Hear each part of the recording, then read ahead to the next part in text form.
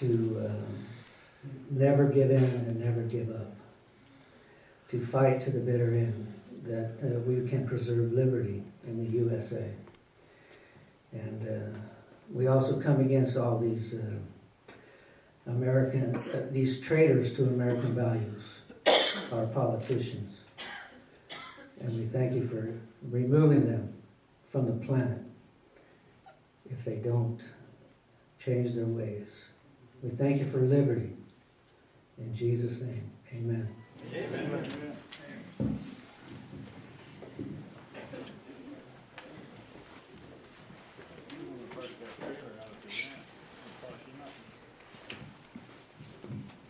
Thank you, Thomas. How many veterans do we have here this evening? Could you please stand?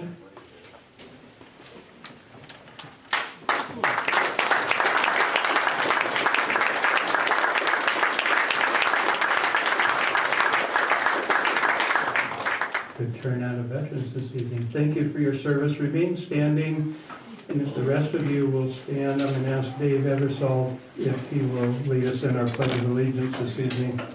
Dave? Please repeat with me, Pledge of Allegiance. I pledge allegiance to the flag of the United States of America and to the republic for which it stands, one nation, under God, indivisible, with liberty and justice for all. And thank you, Dave.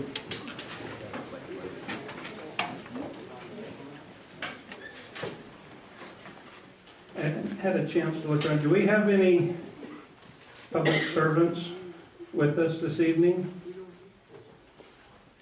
None, but we do have a retired public servant. We'll keep recognizing him. He was awesome.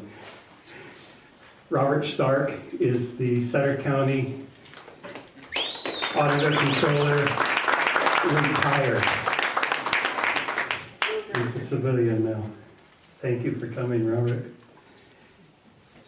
How many people are here for the very first time? Oh, that's of you. And how did most of you, just speak up, how did you hear about us? Besides your husband. And the media, radio, paper? Home groups. Pardon? A home group. Oh, okay. We were fortunate this week to get our ad in the paper. We had another speaker, and then they had to cancel, and so we decided to have Jason do his emergency preparedness. And I think it's something that we should have been planning all along. There seems to be a lot of interest. But we didn't have a lot of time to get it in to make the deadline. We missed the deadline by a whole bunch for the Territorial Dispatch. But I sent them the press release anyway, and they went to press last Monday. I gave it to them Sunday night. And so when I called John Nisler, the publisher-editor, Monday morning, he knew what I was calling about. He says, don't worry about it. We took care of you already. And I was on my hands and knees to beg him to see if he'd find room for us. But just within hours of sending it out, he had it in, and it was in the press. It's on page 7, in fact. So he gave me a stack of papers, and we passed them out, so help yourself. And we really encourage you to subscribe to the Territorial Dispatch. I'm not getting any kickbacks for sales, but they truly are a very conservative paper, and they do support the Sutter Buttes Tea Party. They bend over backwards to help us out. So I encourage you to subscribe. I think it's like $78 a year, and they mail it to you. You'll get it every Wednesday in the mail. It's like clockwork. So I encourage that. I think on page 3 there's a little subscription thing. Can you hear me okay? Yes. Oh, good. So it's just right there.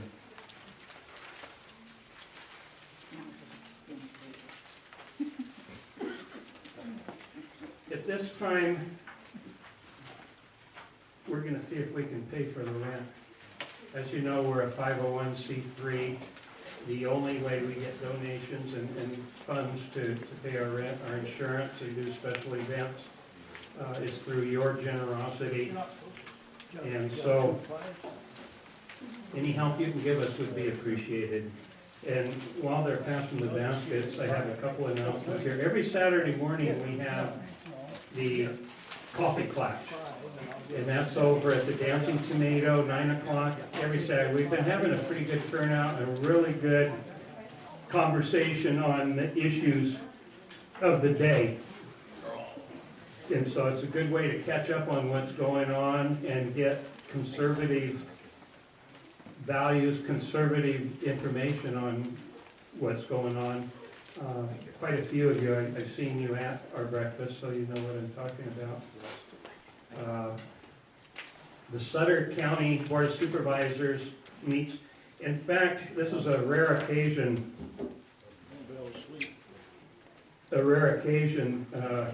Tomorrow, the Sutter County Board of Supervisors meet, the Yuba County Board of Supervisors meet, the Yuba City Council meets, and the Marysville City Council meets. So you can have your pick of what you want to go to. They're all at 6 o'clock, except for the Marysville City Council. I think they're at 9:30 in the morning or the middle of the night. And there's a couple things that are of importance.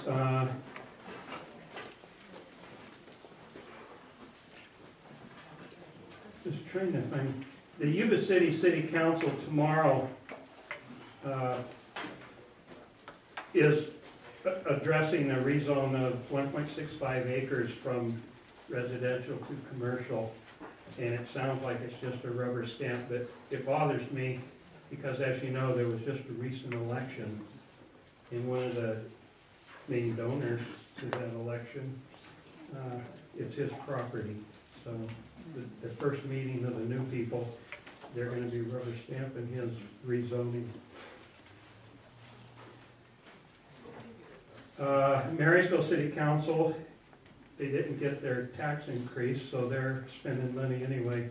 They're going to do a $5.2 million contract tomorrow for their pump station as part of the connection to their regional wastewater treatment plant. And they're also going to award a contract for $97,000, almost $100,000, to have a master plan drawn up for their bikes and pedestrians. $100,000 when they're going bankrupt.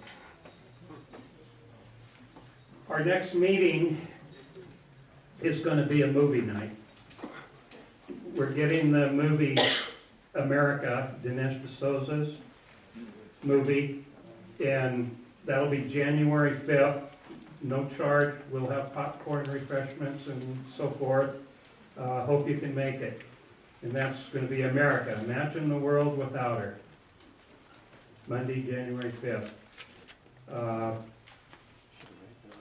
A ways off, the second Monday of the month, January 12th, the Sutter Yuba Republican Assembly will be meeting over at Caltrans. They meet once a month, and it represents Yuba County and Sutter County, and so they're going to alternate back and forth. One meeting will be in Sutter County, the next month will be in Yuba County, back and forth. So next month it'll be January 12th, the second Monday of the month at Caltrans, 6:30.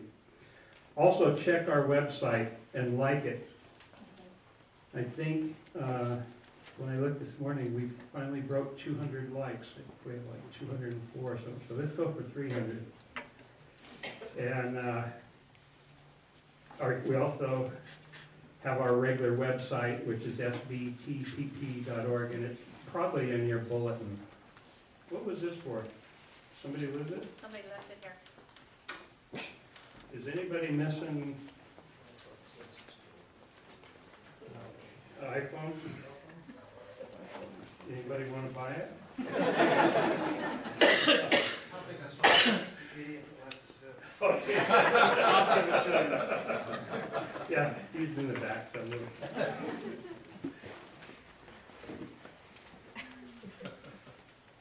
we have one short announcement. I'm going to go ahead and do it now. And Danielle had a quick update on the United Nations Arms Treaty. I'll wait till she goes to the back of the room. Sorry, snacks, they're important. Finish your dinner.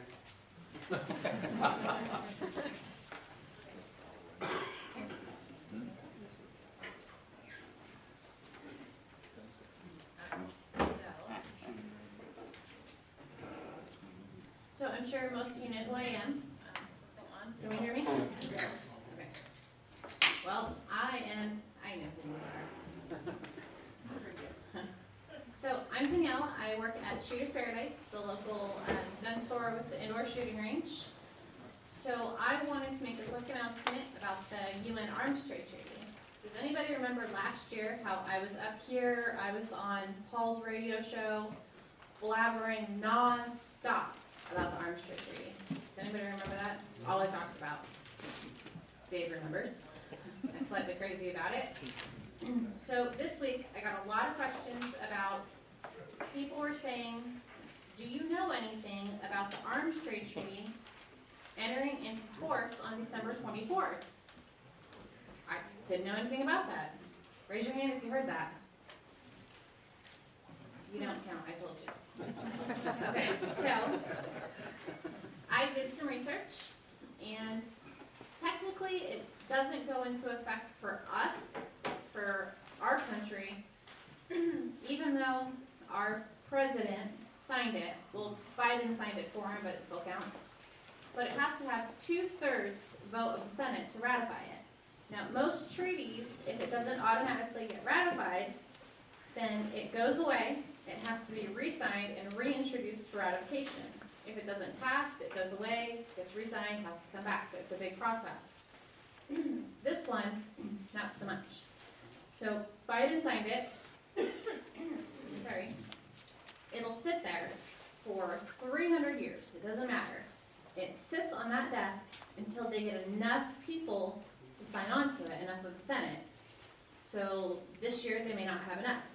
But if they get another Senate member in there who decides they agree with it, they put their name on it, they're one vote closer. And then somebody else signs it, and what do you know? 10 years later, it's been ratified. Well, our Constitution says that no treaty that violates the U.S. Constitution can be the supreme law of the land. That violates our Constitution in every way possible. So it cannot be the law of our land. But a lot of things that are going on right now cannot be the law of the land, but because we have a president who has a pen and a phone, our Constitution doesn't really matter, does it? So I just want to tell you guys a couple of things that are involved in this treaty. Article 2 of the treaty defines the scope of the treaty's prohibitions. The right to own, buy, sell, trade, or transfer all means of armed resistance, including handguns, is denied to civilians by this section of the Arms Trade Treaty. That means we cannot possess handguns or any method of armed resistance, so any firearms. Article 3, this is ammunitions that are delivered by those conventional arms under Section 2, or Article 2, in the treaty as well. So you can't have guns and you can't have the ammo go in the guns. Article 4 rounds out the regulations, also placing all parts and components of weapons within the scheme. You can't have grips, you can't have stocks, you can't have parts kits, you can't have triggers, you can't have scopes, because they're all parts and components of firearms that are in Article 2. Now, the most immediate threat, and I'm reading this off my phone here, the most immediate threat to gun owners is found in Article 5, under the title of General Implementation. And it sounds scarier when I read it. Article 5 mandates that all countries participating in the treaty shall establish and maintain a national control system, including a national control list. This list should apply the provisions of this treaty to the broadest range of conventional arms. There's a record-keeping requirement mandating that the list include the quantity, value, model, type, authorized international transfers of conventional arms, as well as the identity of the end users of these items. So it's a national control list, and it's not just national as in our government, it means international, because let's say, Paul, let's say you buy a Beretta pistol. Who makes Beretta? Italy, made by the Italian government. So in the treaty, if Paul here buys a Beretta, our government has a certain amount of time that they have to give the Italian government the information of the end user, which is Paul here. If they don't give Paul's information to the Italian government, that's a breach of the treaty, which means that Beretta can no longer, or Italy can no longer export the Berettas, which means we can't import this Beretta. It covers the firearms, the parts and components, the technology. So take Kimber, for example. Kimber's made in the United States. They're made in New York, in Yonkers. Do you think that every single piece of that gun is made in the U.S.? Do you think that that technology, that all of it originated in the U.S.? No. The idea of the spring was, I don't know, probably from Czechoslovakia or something. So if he buys a Kimber, because the idea of the trigger spring was created in Czechoslovakia, if we don't give Czechoslovakia Paul's information within a timely manner, that violates the treaty, and guess what? We can't get Kimber anymore. And then, finally, the agreement demands that the national governments take appropriate measures to enforce the terms of the treaty, including civilian disarmament. If these countries can't get this done on their own, however, Article 16 provides for UN assistance, specifically including help with the enforcement of stockpile management, disarmament, demobilization, and reintegration programs. In fact, a voluntary trust fund will be established to assist those countries that need help from UN peacekeepers or other regional forces to disarm their citizens. So a lot of us always say that our government isn't big enough to disarm us. I'm pretty sure that the like-minded people like us outweigh them by some big numbers. You know, behind every blade of grass is a gun or something. Do you think that if the UN got involved under Article 16 with their peacekeepers, as it's called, it's not just our government. It's Russia, it's China, it's Czechoslovakia. I say that because I like saying the name. Czech Republic. There we go. I like Czechoslovakia better. But it's all of these other nations that are going to help. They've got a special trust fund set aside so that those governments basically get paid to come help disarm us. That's what the treaty is all about. It's not a good thing. And I have no clue that they were saying that it was going to enter into force December 24th this year. And it may not directly affect us, but all of the other nations that have signed on, it enters into force for them. So it affects their exporting, which means it affects our importing. It's going to affect what firearms we're allowed to have. In California alone, we've already lost over 700 guns in 6 months from the California compliant list. If this treaty starts, which apparently it's going to, things aren't going to get pretty. This is national disarmament. That is what it is. That mean we don't have to worry about ISIS anymore? You know, our president might just hire ISIS as a UN peacekeeper. He already has. Right? There you go. I think that ends that on a nice note. So if you hear anything about the UN Arms Trade Treaty, please read it. Email whoever you can email. Do you know what countries are going to be going into effect? What countries what? Yeah, there's about 192 of them that have signed on to this. So that's going to go into effect in a week and a half? Pretty much. I don't know the full details of how it's going to go to effect with those countries or how it's indirectly going to affect us, other than the fact that it's going to affect the import-export of what we can and can't have. But I'm going to do some more research on it, so I'll have some more information at the next tea party. I'm sure Larry will let me get up here and blab for a little while, because I love doing it, if you guys can't tell. But if you guys have any more questions, I'm at Shooter's Paradise, Tuesday through Saturday, occasionally on Sunday. Ask your neighbors, they all probably know me and have my phone number, so please call me, come see me, email me, whatever, I'm here. Thank you. For a million Americans.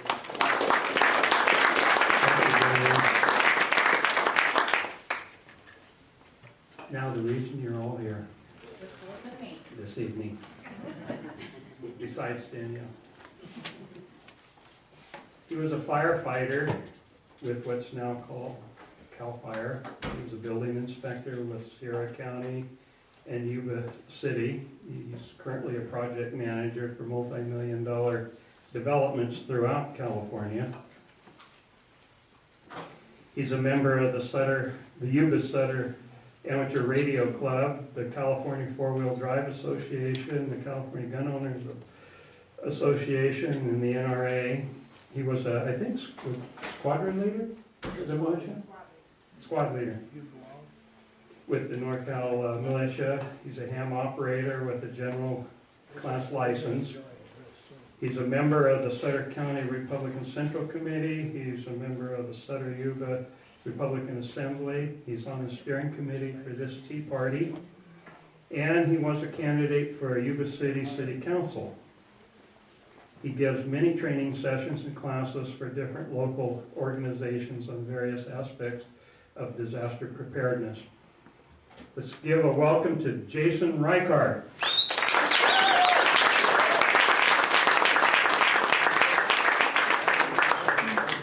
Thank you, Larry. I don't think that's all necessary, but how's everybody doing tonight? I'm Jason Rikard.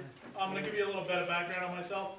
The one thing that I'm learning real fast is not a lot of people know where I came from in my early background. I was born in 1973. That makes me 41 years old. I started out life in the valley, and then we moved when I was 11 to the hill. Well, when I was 6 to above Orville to the Berry Creek area. My dad had a guide service, so at that age I started fishing and hunting since before I can remember, actually. And then took my hunter safety course at 9, started going duck and pheasant hunting and all that good stuff. At 11, I killed my first deer in the fall. Went hunting, got my first bear at 11 in the winter. And we started doing the guide dogs, so I ran the dogs. I did that a lot by myself when I was younger. My dad taught me how to trap, which is actually illegal in the state of California anymore. He taught me how to gold dredge, so we did gold and went gold mine. You can't do that in the state of California anymore. Started looking around, and we've lost a lot of our liberties that we used to do. And a lot of skills that I have are absolutely useless in the world that I live in today. That my dad really thought was very highly needed and taught them to me from a very young age.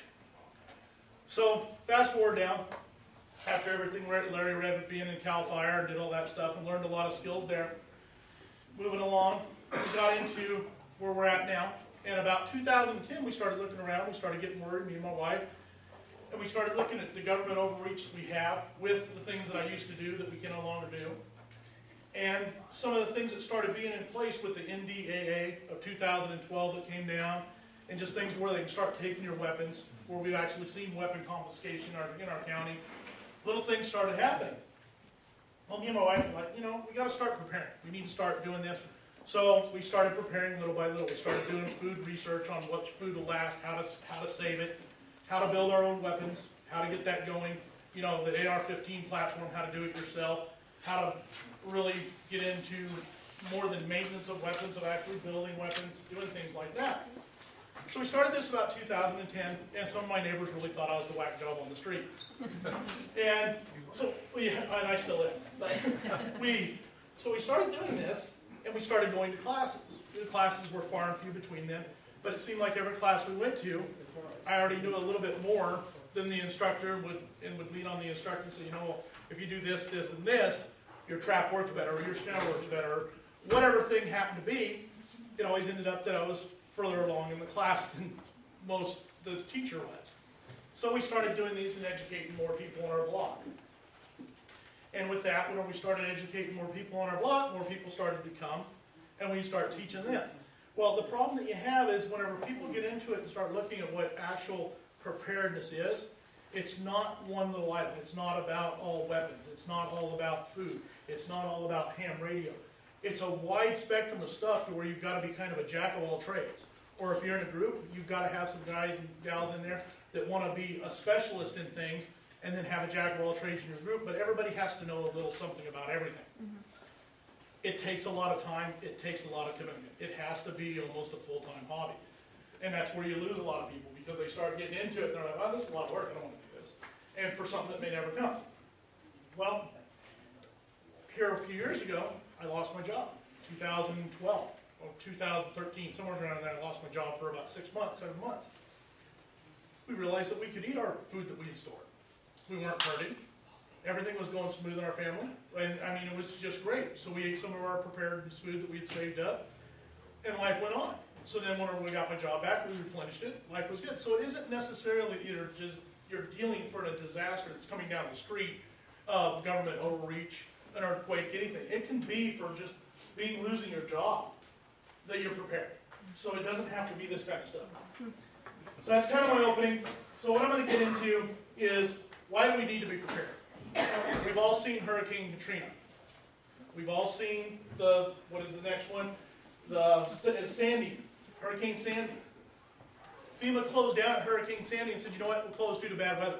We can't serve you, sorry. And at Katrina, they knew that the Superdome would flood 3 days before the actual event happened. They knew the Superdome would flood on the first level of the Superdome.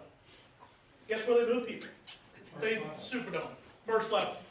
They knew it would flood. They said, well, the people can get up into the stands and do things like that. They had 10 deaths the first day, and I think 36 deaths the second day from people falling through the scaffolding and stuff at the Superdome. Your government can't and will not protect you. It's never been designed like that. We're a republic. People are supposed to take care of themselves. And we've lost that along the way somewhere. A lot of people have lost that my government's going to take care of me. I'm going to be, if disaster comes, I'll look to my government to help me. It's not going to happen, folks. It's just not. And now we move on to, like, the riots, the Oakland Occupy Wall Street riots. We saw what happened with that. The Ferguson riots in Missouri just lately. They show people running out of the Dollar Trees, looting a Dollar Tree, okay? It's a Dollar Tree, folks. So if you're willing to steal something that's worth $1 that's on your list that you have to have, and you're not hungry, can you imagine if these people are 3 days without food and there's nothing in the stores? What they're going to do? It's going to be chaos. And they're going to come looking at your door for what you have, and they're going to take what you have being food. And trust me, we haven't seen a mass chaos yet of somebody being hungry. And how fast, in fire, I had to do an evacuation one time in the 97 flood. I did an evacuation. It takes 3 to 4 days. And people revert back to animalism really, really quick. It's very, very scary to see at what people become capable of. Most people have 3 to 4 days worth of food in their pantry and in their refrigerator. That's it. So with that being said, is if they only have 3 or 4 days worth of food, probably day 2, day 3, they're going to start venturing out to the supermarkets. If the supermarkets are already bare by day 2, day 3, and some of the statistics you see, some say 5 days, doesn't really matter. Going to the supermarket in 3 to 5 days after an emergency, you're going to be taking your life in your own hands. Yet alone if there's anything left there for you to gather up.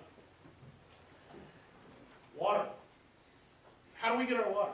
How does anybody in here get their water? Do you go to the faucet, turn it on, or you've got a Culligan man that comes by and you've got 5 gallons, you got 5 gallons sitting on the floor? If something happened, a flood. Flood's the worst thing for water, because what happens, the water rises, the sewer ponds rise with the water. Guess what? All your water is gone, except for what little bit you have. What's that? Contaminated. It's gone. Except for what little bit you have on hand. I mean, these are the facts. I mean, I've seen floods happen, and floods are nasty. Floods are one of the worst things that you could see, as opposed to even gang riots and things like that. I'd much rather deal with that than a flood, because floods, if you've got a cut on your hands, you've got a cut on your legs, and you've got to wait out in that stuff, guess what? You're infected. You have some kind of infection on your body that you're going to have to deal with now also. So then our next primary source of communication. Most people don't even have home phones anymore. So they're not even a hard line. They have a cell phone in their house that they use for everything they do. Who remembers, what was it? I think it was a year and a half ago, maybe 2 years ago now, where the ground shook just a little bit up north. And I don't know if anybody tried to get on their cell phone then, but whenever you tried to pick up your cell phone and dial out, all you got was a busy suit. That was from a very minor earthquake that broke nothing, hurt nothing, but if you picked up your cell phone in the next 10 minutes, you weren't talking to anybody. You weren't getting a business signal. All signals are, all circuits are busy. So, and that was from that. So now can you imagine something catastrophic? You're not talking to anybody, except your neighbor maybe, or depending on if you got a loud voice like me, you got people confined to a small area, you might be able to talk to a few. So now we move into what about electrical power? What about when the electrical power goes out? Now your cell phone towers are down, so your cell phone definitely isn't going to work. Whenever it runs out, you're not going to be able to recharge it. So where do you go from there? Most people have generators. Generators are great, but the problem is if you're looking at anything that runs over 2 to 3 days, you're going to run through a lot of fuel because most people are wanting to run their refrigerators, wanting to run their lights. Your kids are still going to want to play their video games. We've gotten used to a lifestyle that doesn't include the word no, you can't have that right now. So with that, with no power, then if you're running your generator, and we did this here a while back, it was, this is 2011, had generators, and the power went out for a day. Well, my kids were wanting to play their Xbox. You know, so I was like, hey, you know what, we'll try some stuff out. So I fired up the generator in the garage, ran into my power. My house had power. I was the only house that had power on the block. I was really good friends with my neighbor. We threw some great parties. We had a lot of fun together. My neighbors were all upset that I had power and they did not. And this is people that you deal with day in and day out, that you're happy with, that your life is good, you help them with stuff, they help you do things. After power was out for about 12 hours, they were upset now with me because we had power. Well, why didn't you tell us that you were doing this? Why didn't we get a chance to do this? These are people you know that are upset that you have something that they don't. Fast forward 30 days and you're running a generator and you have power in your house, more than likely somebody's coming to take your power. So now you've got to think, okay, beyond the generator with no power, that's where you get into solar panels, things like that. We'll talk about that. But, I mean, you've got to think outside the box here because if you have something that somebody else doesn't have, if they're willing to go steal a pair of shoes or a big screen TV that is not a life necessity in a day, think about 30 days down the road. It's going to get ugly. So we'll get started. We're going to start off with water and food. Water. Because you can go, there's a rule of thumb that we had in fire, and it's pretty much the standard rule. You can go 3 minutes without air. You can go 3 days without water. You can go 30 days without food. The air, 3 minutes, you're done. So you're going to do air, it's not something they really can control, so we're good there. The water, 3 days without water, you're done. So game over. That's just the way it is. So you got to start thinking, where are you going to get your water? Or, you know, there's multiple ways to do this. If you see something coming, if they say that, you know what, we're going to be losing power for 3 days, it doesn't take anything to fill up a bathtub. Most people have 2 bathtubs in their house now. Fill up your bathtubs, fill up your sinks, fill up any water containers you have. Milk jugs, pots and pans, things like that. Most people need about a gallon of water, especially if you're not doing a lot. A gallon of water a day will take you a long ways. For a family of 4, what do I have down here? I think it's 28 gallons. Yeah. Yeah, 28 gallons for 7 days for a family of 4. That's not that big of a deal. So if you're thinking just a little bit ahead, and you're not getting worried that all the power's going to go out or something else is going to happen, and you have a little time to prepare, you've got it. But you know what? Most of us have a 40-gallon hot water tank down the garage. Now, it's hot right now, but in 8, 10, 12 hours, guess what? That ain't going to be hot. And all you got to do is go out and turn the little spigot on at the bottom, open the valve at the top, and you've got 40 gallons of drinkable water right there already stored at your house. A lot of people don't think outside the box. They don't think about this kind of thing. But you've got it. Now, flushing the toilet may be another issue, and you know, it's going to get nasty. It's not going to be perfect. But don't squander the water you have because you've got 40 gallons of water right there. So a family of 4, you've got 7 days of water before you even got to go think about water. And then if you're lucky and you got time and you fill up a bathtub or 2, you're golden. I mean, you've got this made. And you're going to be able to flush your toilets out of the bathtub. You're going to be able to wash your dishes. Granted, you're going to get a little bit grimy, but so be it. If you're ahead of the next guy, that's what it's all about, right? Just making it through, not being a comfortable lifestyle. That's gone. So we'll move into food. What's that?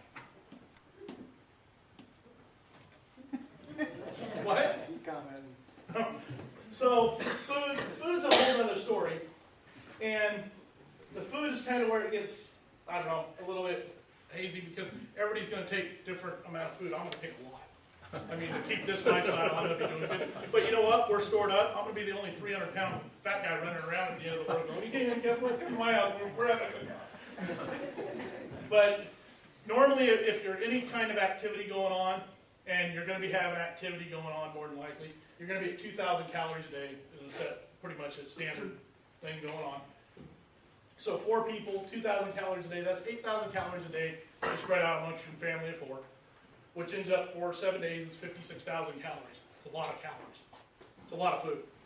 Because 2,000 calories isn't a small amount of food. It's a pretty good size amount of food that you're going to need. But if you're eating things like rice, you're eating things like beans, nuts, you're not going to be sitting down having your steak and, you know, your regular good meal. You're going to be kind of crammed on what you have, and it's not going to be a good meal. The one thing that I do suggest is whenever you start doing stuff, this is the buckets we use at my house. They're called, these are Gamma lids. They, the lid locks on, so it snaps down on there once you're ready to put in it. It's got a seal here. It's got a seal here, so this snaps on, boom. Snap that down, put it in whatever you want, rice, beans, mashed potatoes, whatever you want. Oxygen absorbers and silicon. And it's water absorption and air absorption. Air absorption do have a lifetime on them, so as soon as you put them in, we usually put 4 to 5 to a bucket.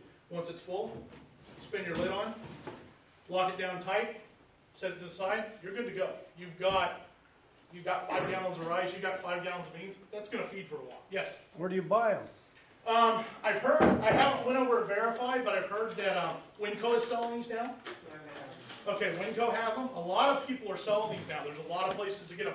We get them from Azure Standard out of Oregon, but there's a lot of places that have these, and then a food grade bucket. Everybody's got a food grade bucket, it seems like now, in a store. So I know Winco carries this stuff also.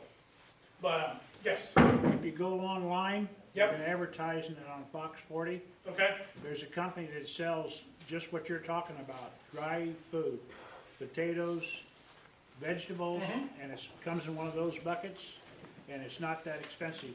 So Okay. go online and search out survival food. Because that's one thing that we ran into is whenever you're buying it prepackaged, a lot of the time, you're running into a big expense on this stuff. So if you're buying it piece by piece and piecemealing it out, you're getting a pretty good deal, and then you can go price out your beans, you can go price out your rice. And once you get a little bit stored up, then you've got the upper hand. Now you can wait until this stuff goes on sale. You can wait until the spices go on sale. You can look around and hunt this stuff down while it's on sale, and then move it into your stock, and move the stuff that you're going to use out of your stock. And it works really well. So it's just something, yes? Going back on he's got lots of ideas about, and good routines and stuff like that. Yeah, and that, if you guys look around, you can find it, but like I say, whenever it comes prepared, you're going to pay more for it than if you prepare it yourself. And with just a little bit of knowledge, you can prepare all this stuff yourself, and then you're golden. I mean, with a little bit of knowledge, it will save you a lot of money in the long run, because it's just going to make it so much cheaper to where you can afford, maybe instead of 1 bag of rice, you can buy 2 buckets of rice. So the other thing that I have to say, getting onto the food, is whatever you store, cook with it. Make sure it's edible. I mean, make sure that you can make something that's going to taste good, rather than say, okay, I got rice and beans stored. I've never soaked beans. I don't know how to cook beans. I don't know anything to do with beans, but I've got them. Because that's the biggest mistake people make is they go get this gear, they get their ham radios, they get their rifles, they get their guns, they get their food. I got it. I'm going to put it in my safe to where it's safe, and I'm done with it. I got it. It's going to do you absolutely no good. If you don't try, and you're going to hear me say it 4 or 5 times tonight, if you don't use the stuff you have, it's going to do you no good in the end, because you're not going to even know how to turn the radio on. And even at that point, in all my stuff, every gear bag we have up here tonight, I'll show you guys, is whatever goes with that is the literature. If it's electronic or it's something that has a function that has more than one function, the actual manual is in there with it, to where we can read it, figure it out, get it going on our own. Because the last thing you want to do, yes? Just wondering about the, you said the food grade buckets? Mhm. Okay, so you have to clean them before you put your food in? Yes, everything you get What, clean before. how do you clean the buckets? Just soap and water. Soap and Just water? soap and water, and don't try and dry them. Dry them out the best you can, flip them over, let them sit overnight, and then put your food in them the next day. Let them air dry and make sure all the moisture's out. Because the oxygen absorbers will take the oxygen out, the moisture absorbers will take some moisture out, but you're leaps and bounds ahead if you know the stuff is already 100% dry. And invariably, if you clean out, that crevice on the bottom, you're gonna leave a drop of water in there, something. You leave it overnight, flip it upside down, the water's gonna be gone in the morning, you're not gonna have to worry about this. So, that's kind of wrapping it up for food, unless you guys got some other things. Yes? Talk again about the moisture in the air, what are those? They're oxygen absorbers, is what they're called. Where do you get those? You can get them on Amazon. Also, you can get them at, I think Winco has them, and also, where else has them that I saw them just the other day? Oh, Sportsman's Warehouse in Sacramento. But Amazon, if you want to get this stuff in bulk, is actually the place to get it. That's the air absorbers. You guys can pass that around, and that's the silicone gel that absorbs the water. And what was the name of that bucket? The lid is a gamma lid. I'll send this around too, and you can get, all their information is right there. And actually, if you look, this one has a little crack in the top. And I was looking at them today, and we were just going through some of our stuff, and we had a few lids that had cracks in the top. So I emailed Gamma Lid up, and I was thinking, oh wow, this kind of is a bummer. So I emailed Gamma Lid up. No lie, it was about 5 minutes I got an email back from. They said, okay, how many lids do you have? I sent them some pictures. They said, how many lids do you have? And I said, I got 15 buckets, that the lids cracked on. And they said, well, what food was in them? And I said, well, the food's not bad, so, I'm not worried about that. And he said, well, give me your mailing address and we'll get you new lids out tomorrow. He said, it's too late to get them out today, but we'll get them out tomorrow. No questions asked, didn't even, they did ask where I bought them, and I told them, I just verbally told them on the email that I got them from Azure Standard. No other questions asked, they asked me what colors I wanted, and they're getting them out. So, this is really, really awesome. They seem to be a really, really good company. Yes? Walmart online has a pretty good line of various survival food Okay. type things Yeah. at a fairly reasonable price. Now, do they got parts and pieces, or are they selling a full kit, or? All the above. Okay, that's awesome. That's good information then. I'll check that out. I haven't checked at Walmart at all ever. I just haven't ever thought of it. I checked for them for ammo. Yes? There's one other thing that you might think about, and I've already thought about it, and that's Nutrisystem. You get, they'll ship it to you, comes in a big box, and everything will last 60 to 90 days. And it's individual little trays. It's all dried. It's all dry products. So, that's a pretty cheap way out. And you know what else is here a little while ago? He said Nutrisystem. And the big thing about that is that's probably a really good idea, because I know here just a little while ago, FEMA and a bunch of our government agencies went around buying up all the supplies they could. All the freeze-dried food was getting sucked up by FEMA and a bunch of government agencies. And you could not find this stuff to save your life online.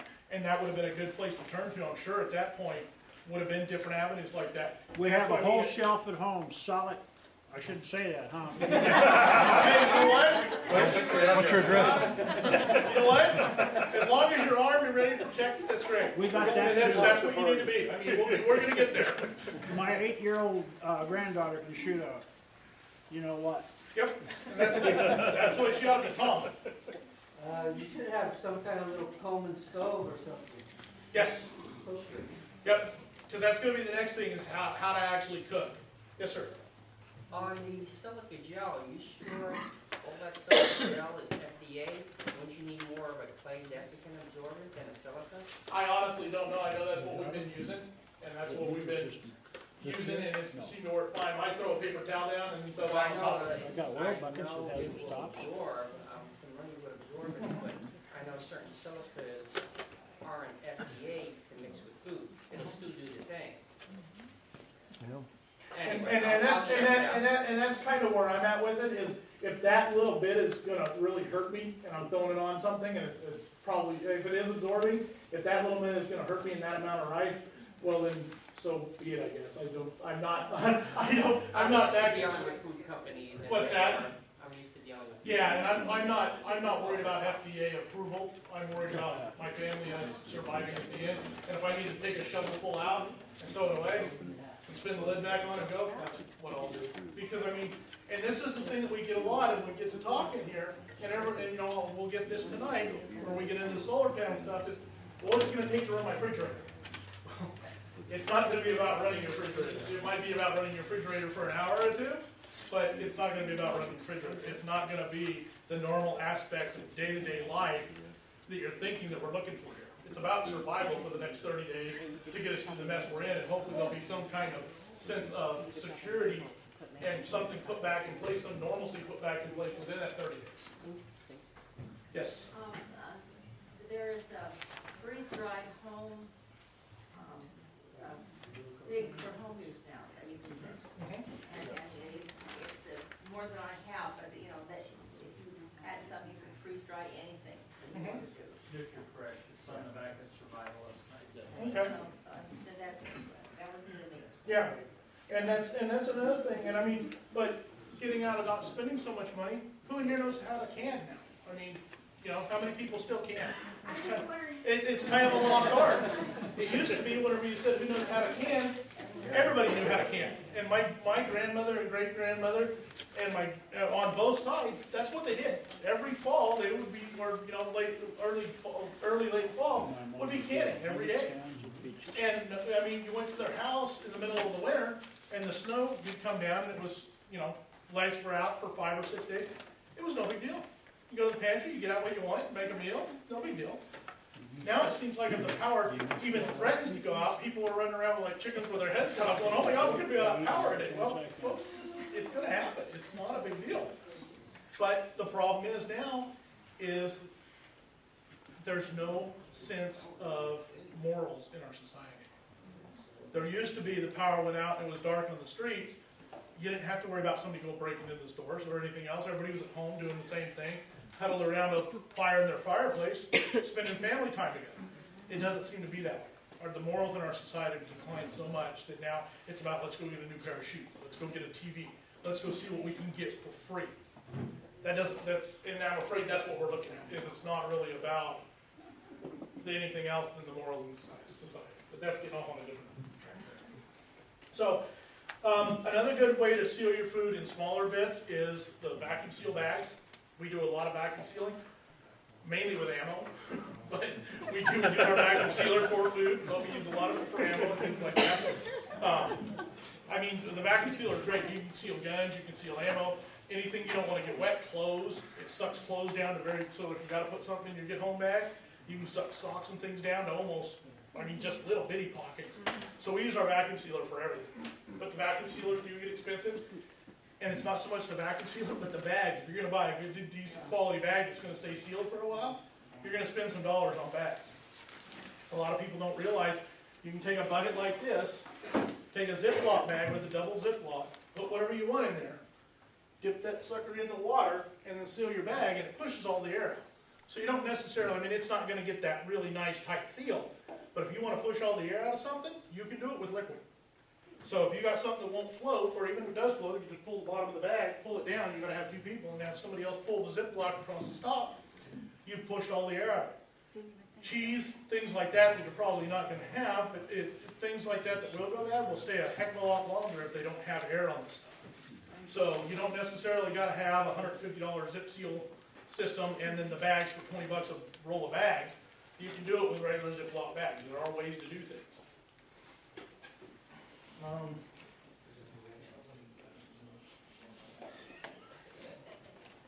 Tupperware is another item. A lot of people have it. Seems to work really well. The only thing is space. It takes up a lot of space. I mean, we've got a whole drawer in our house, or I guess it's a whole cabinet dedicated to Tupperware. And if I can get 4 pieces of Tupperware out of there that the lids match on all of them, give a good seal, it's a good day. And that's after one meal, you know, with leftovers away. So we have food, we have water at home, that's great. But the emergencies never seem to come at the time of our choosing. So more than likely, you're not gonna be at home, safe and sound, ready to go, have everything you need, and then the power's gonna go out, the earthquake's gonna come. More than likely, you're gonna be at work, it's gonna be the middle of the day, or it's gonna be the middle of the night, and your kids are gonna be out at the movies, your wife's gonna be at the grocery store, and you're gonna be at the gun store shooting, getting prepared. And so now you've gotta round up your family and figure out how you're getting home. First things first, everybody should have some kind of plan on how they're getting home from vicinities of your area, whether it be in town, out of town, and you should have some idea of how long it's gonna take you to hot foot at home. The reason I say that is, there's a lot of different theories, I mean, EMPs, anything can go wrong, but we've all seen it, trying to drive from one end of Yuba City to the other end of Yuba City at 5 o'clock at night takes you how long? Hours. You could walk it in half the time. Now, if there's an emergency, and you really need to get somewhere, you think you could spend that much time in a car? No way. You're gonna say, I'm done, I'm getting out of my car and I'm going home. I'll come back and get my car back.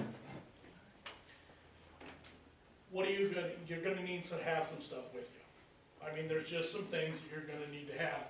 And basically what I do is I carry enough stuff in my pockets that I carry comfortable with and on my person, that I feel comfortable with if I'm 1 to 5 miles away from home. If I'm further away from home, and whenever I get to 25 miles away from home, it's gonna take me a while to get back, I'm carrying a little bit bigger bag that I can throw on my shoulder and walk home with. And it's gonna have some key items in it.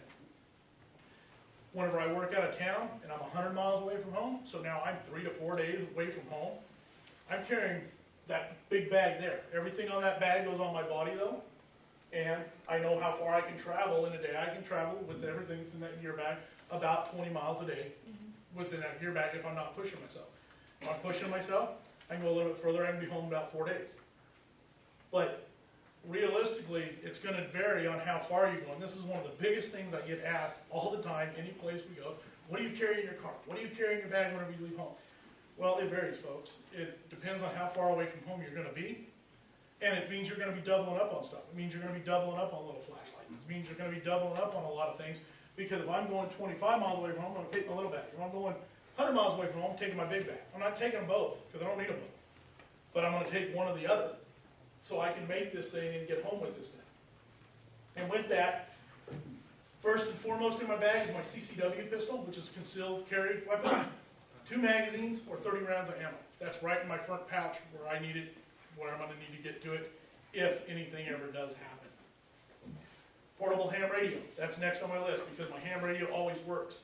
We have a set frequencies in our group and in our family, that if we can't use the repeater for some reason, we can get information off the Sutter repeater, off the Sacramento repeater, and off the airport repeater. But we also can monitor police, fire, all the local agencies, we can monitor all that. But we also have direct, to where just me and my family can talk on some frequencies that are sub-frequencies, and then regular repeater and regular ham radio frequencies. But like the FRS radios that you can buy at Walmart for $30 for a set, we can talk on those. So those are half a watt radios, but we can talk on those channels. So with that ham radio, I know I can always talk to my family in about a 15, 20 mile radius. I'm talking to them. It's not a problem. If I'm hitting a repeater even with one of those little 5 watt, with this little guy right here.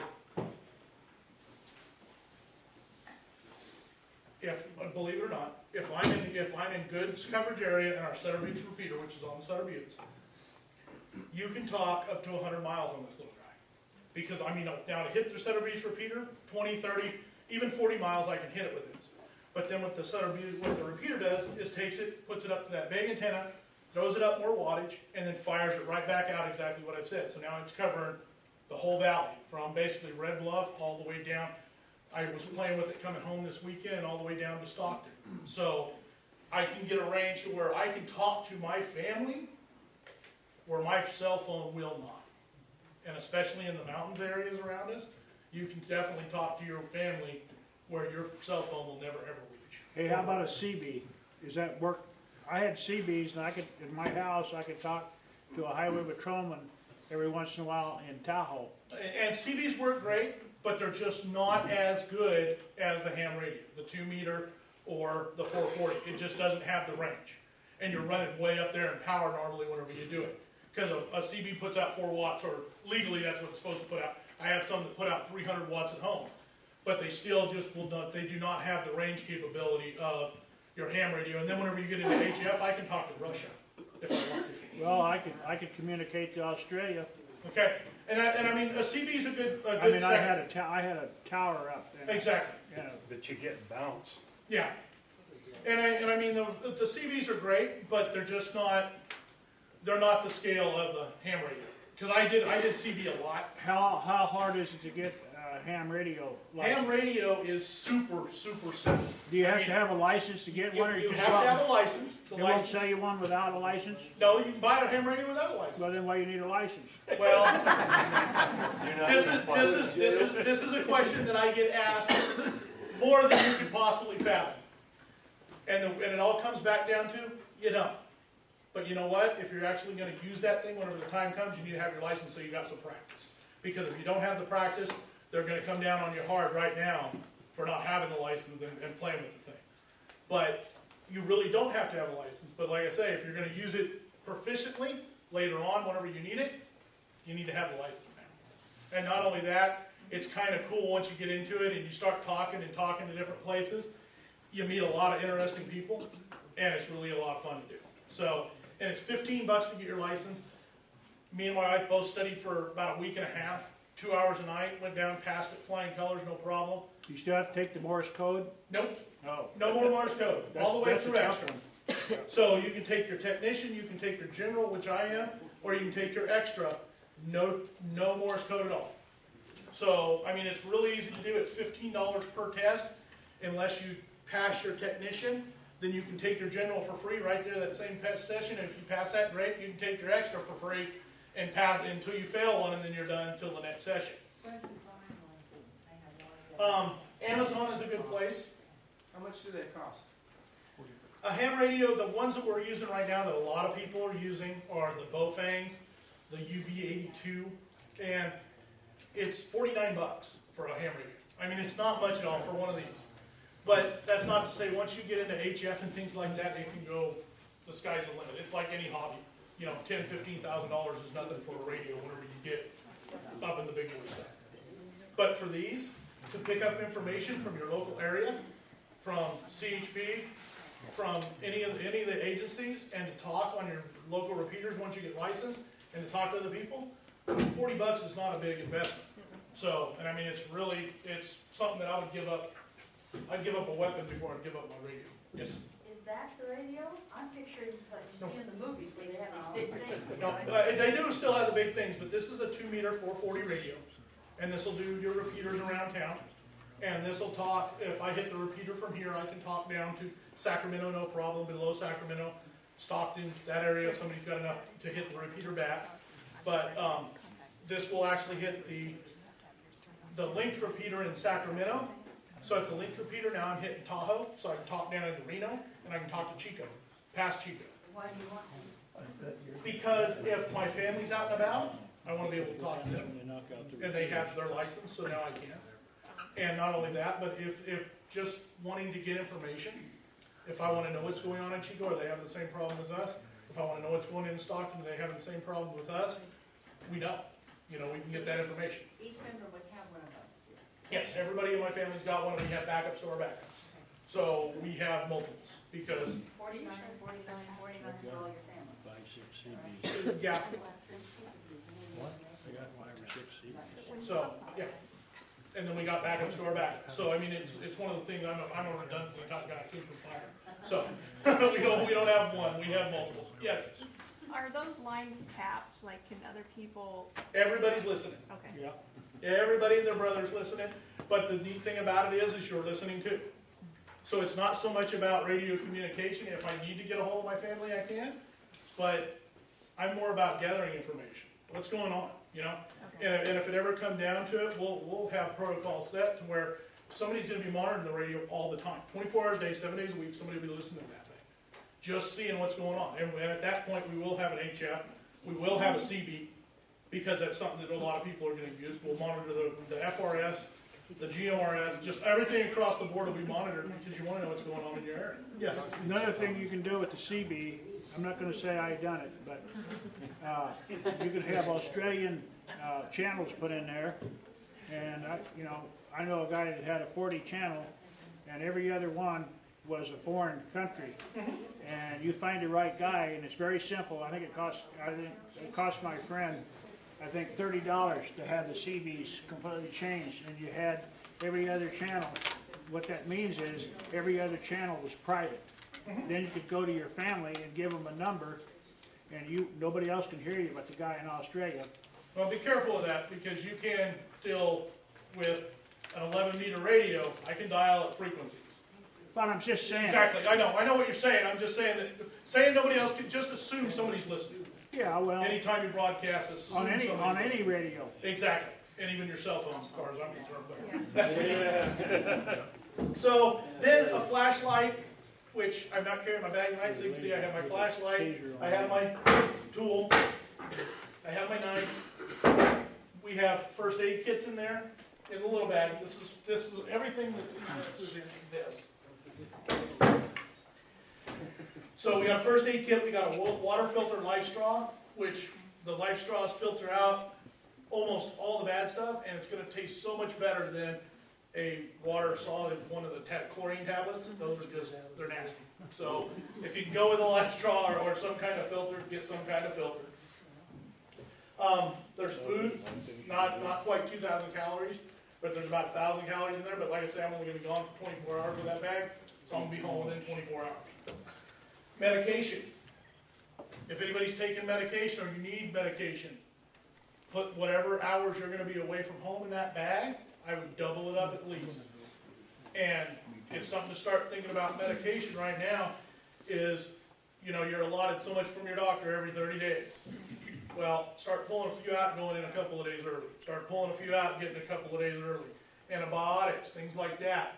Go ahead and tell your doctor, you know what, I think I've got a sinus infection. My glands are swollen. Rather than touch you, he's going to go, oh, yep, you're right, you got a sinus infection. There's a Z-Pack.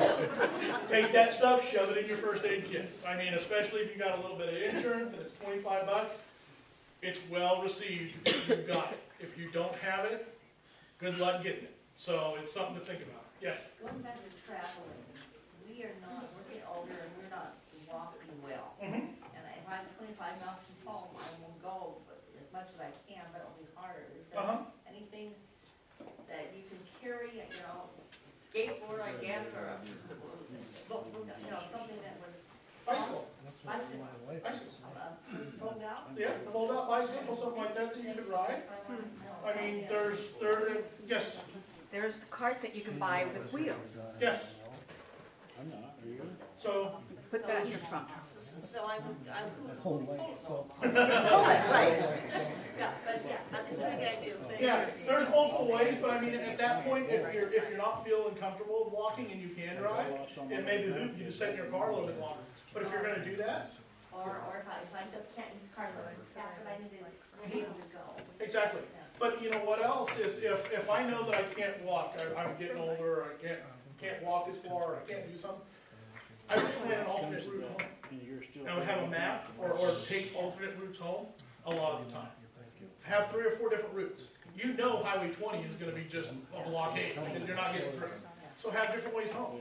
And I mean, if you're looking to get home fast and you're driving home one day and you're like, hey, if I shot across this park here to Bridge Street from this, from 20 on this park, who's going to stop you from driving to a park if it's really that bad of a situation? Park. I mean, throw your normal thinking out the window is what I'm trying to get around. Is throw that out the window. It's not going to be, okay, if they're dealing with people stealing big screen TVs out of Walmart, you driving to a park is going to be second fiddle, trust me. So medications, definitely double, triple up on your medications. Like I say, start saving that stuff now. And like I say, if it's a specialty medication, think about getting it a little bit early, renewing your prescriptions a little bit early, taking a pill. If you know you're not going to be active and you're on high blood pressure medication, take your pill that night as opposed to in the morning, or take it in the morning and don't take one that night, put it away. Keep a stash. Start putting the stuff away because you're going to need it. If you're going to need it, you got to have it. So. Exactly, stash it. Yes, Joe? What about antibiotics from the feed store? You know, and that's something that we're gonna get into next. I haven't been there yet, and that's something I'm hoping to find, is we'd like to have a veterinarian in the group. What's that? They have the bottles, Uh-huh, and they have the tablets. yeah, Penicillin. and so that's something else to think about. So, that would be, I mean, that's a great idea. Yes? I have, like, thinking out of the box, there's Uh-huh. this thing called Young Living Oils, and you can carry them, they're like samples. Uh-huh, And I don't have insurance or anything, so I use it, I don't go to the doctor, I haven't been sick for 3 years. And just taking these things, like, they're like the essence of the plant, and just looking into that, because I think that's a great idea. They're like these packs that are this thin, and you put them in one of those, you can go anywhere for Exactly. days. Yeah. Yep. I sell doTERRA, and we sell a physician's, kit. And it has all kinds of things that each oil can do in lieu of medicine. Absolutely, And that's yeah. the same thing you do. Yeah, absolutely, it's totally out of the box, but great. Young Living Oils? yeah. Cause, and that's kind of what we're doing with stuff like this, is we carry these edible wild plants and medical Yeah. plants Yeah, there you go. right in our bags. So, and I mean, they're kind of a lamination thing to where you get water or grease or whatever you want on them, and these things are great. Yeah. It's kind of scary, but you know what, it is great, but I do suggest whenever you're doing this, try it out before you need it, because it's gonna be a lot harder to tell these plants in the dark or whenever you're gonna try anything else. These, the best place I found to buy them is on Amazon. I found these at, no, it wasn't Last Day Tactical. I think it was, I don't remember, but I know I paid a lot more for them than they were on Amazon, but it was the first time that I seen them. So I bought them out and just bought them all, because I was like, wow, this is a neat idea. And like I say, it's just packed with good information. So take a look on Amazon, and they do medical and edibles. So, also, I carry 2 AR magazines in there, just because I keep a rifle in the vehicle. So I have my rifle magazines in that bag too, because I don't want to keep my rifle and my magazines together. I keep them separate, so I keep one of the items on me. A rifle you can't very well keep on you, so I keep my magazines on me. Yes? Did you have a question? Yes? No. Okay, yes? There's an app that you can put on your cell phone that's very useful, and that's the SAS Survival Guide. Okay. And we have a lot of those different things in it. And can you get that in print still also? Yes. Okay, I would suggest print and keep it in your bag. It's an SAS Survival Guide. And it's got all kinds of neat little tips and tricks. It's got snares and all kinds of things in it, doesn't it? Snares, shelters, fire building, everything. Yeah, it's got pretty much everything you need to survive in the woods. It's a pretty neat. I think that's what my dad lived by, I think. But You gotta eat grasshoppers and snails and all that. yeah. But you know what? If you have to, at least you know what you can eat. I mean, I would much rather have the knowledge of knowing what I can, as opposed to not having a clue. So, okay, after AR magazines, I keep AR magazines, so 60 rounds of ammo in there. A handcuff key. Just use your own imagination. Webbing and a carabiner. You can tie a Swiss seat. You can hook into things with your carabiner. I don't carry a rope. A rappel rope's really heavy. But if a time needed and I needed to hang on something, with a carabiner and a Swiss seat, it's really lightweight. It's really easy to tie your own Swiss seat. And if you can find a piece of rope, or somebody else has a piece of rope, guess what? You can get a lot of places with that carabiner and that piece of webbing. But also that piece of webbing, it's invaluable. I mean, it holds a lot of weight, and wow, you can do so much with it. Gunslings, I mean, just anything you can imagine that you can do is just, the webbing is invaluable. Oh, what's So, the first word? Carabiner. Carabiner, oh, sure. Carabiner is a rappel item for rappelling. So it's just a little clip. Oh, it's a clip, okay. Yeah. It's that right there. Ah, So okay. you spin it, and then you hook it in, and then you wrap the rope through it a certain way. And then so, carabiner and a piece of webbing. And the webbing, I keep a 20-foot piece. A guy my size only needs about a 12, 13-foot piece to tie a full Swiss seat.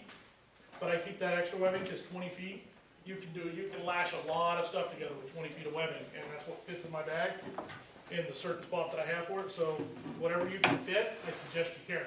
If you can carry a little bit more because it's a few more wraps, why not? What's that? What is webbing? Webbing is just what it sounds like. It says right here. It's just a piece of webbing. Flat webbing.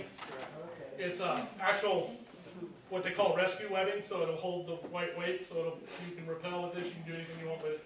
It feels a little bit different than your Walmart webbing.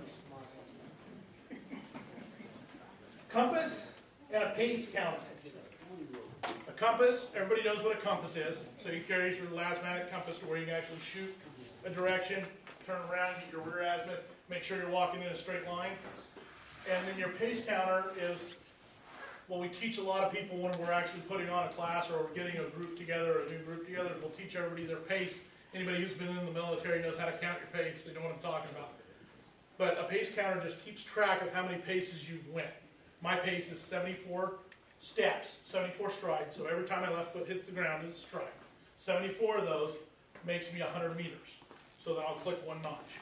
So then I know that I've went 100 meters. So if I'm looking to get someplace on a map, I know whenever I've met my 100, 200, 300, 400 meters, whatever it is, I know whenever I went 1,000, that I went a kilometer. So I know I keep track of my pace. Now on a map, I can tell where I'm at. So I keep my pace counter and my compass with me all the time. It's a little bit heavy. The compass, you know, whenever you get a good compass, it's not a lightweight item. But I feel like if I need to get off the beaten path, now I can still find my way home. We keep a map of our operating area. So a little map, cut down to size, well, 24 miles, I do a 24-mile circle, you know, 24 miles out, and I've got it in there, so now that's my operational area because I'm not going to have this bag any more than 24 miles. That one has a 100-mile map, so now I know in 100 miles where my pace is, where I'm going to be. I'm going to be somewhere on that map, or that bag's going to do me no good. So again, you're pacing it out to what you're going to be using. Be realistic about it, what you're going to have in your bag, and not be taking stuff that you don't need because it's going to cause you a hindrance, and it gets really heavy really fast. So, pistol cleaning kit. These some of the kits you find anymore are super small. I can clean everything that I need to clean in my pistol with that. It's super small, and you know, if you've got to use your pistol, I mean, the odds of you taking time to clean it are nil. But you know what? If I'm sitting around the campfire at night for my next day run home, and I know I'm going to be going through the city or something, I'm going to take that sucker out and clean it. I want to know that it's working right. So, you know what I mean? Especially if you've been through the water and the mud and the guck and everything because you've been hiding or you've been just hanging out or playing like we do on the weekends to test our stuff out, you'd be amazed how much you actually need a pistol kit and clean that sucker up. A small set of binoculars. I actually have my binoculars in this bag right now, but you can buy a good set of binoculars.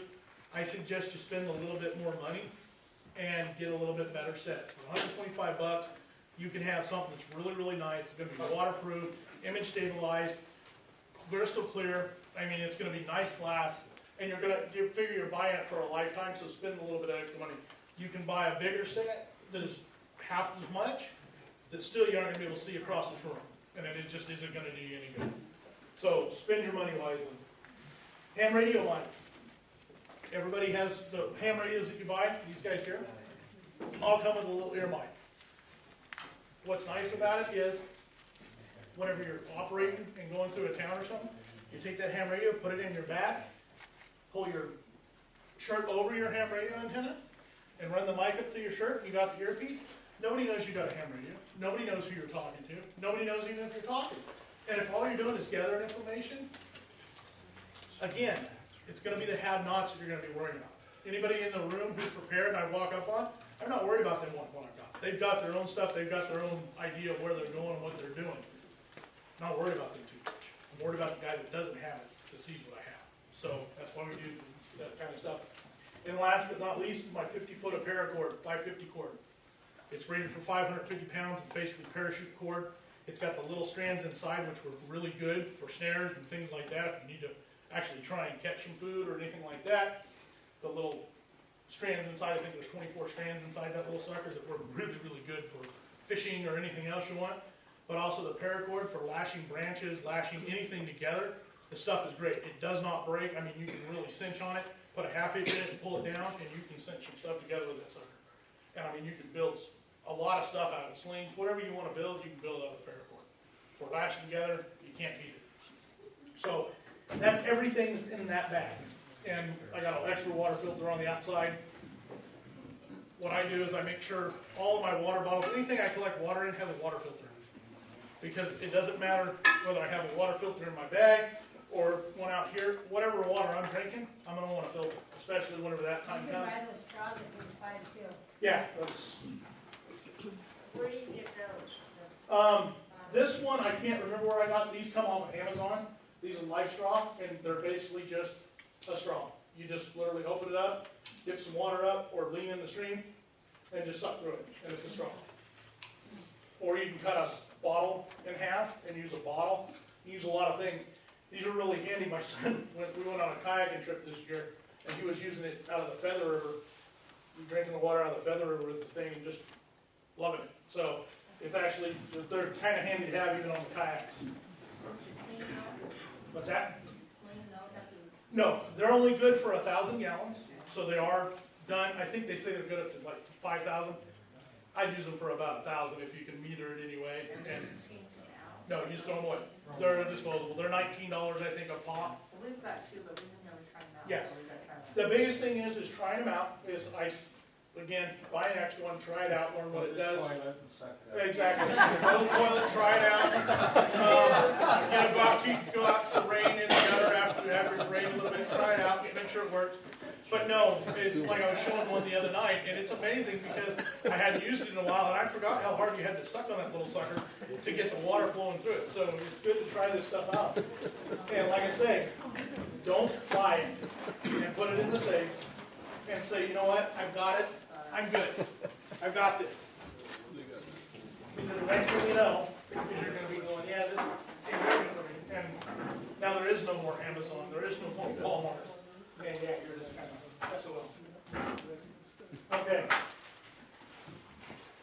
So you teach classes or something about this? I mean, how long A lot of research. And yeah, we do classes. I've been doing classes for people and things, and we just put them on for free. My big thing is this is my biggest theory, guys. Is this what I would really like to see in my own little mind? Is I'd really like to see everybody be prepared in Yuba City, the whole area. Be prepared. Get yourself prepared. Take a little initiative. Do it for yourself. And then whenever something does happen, if it starts getting sideways in Yuba City, the first people that try and riot or do something, if we put it down, they're going to be like, you know what, don't go to Yuba City. Those guys up there, they're a little nuts. They're off.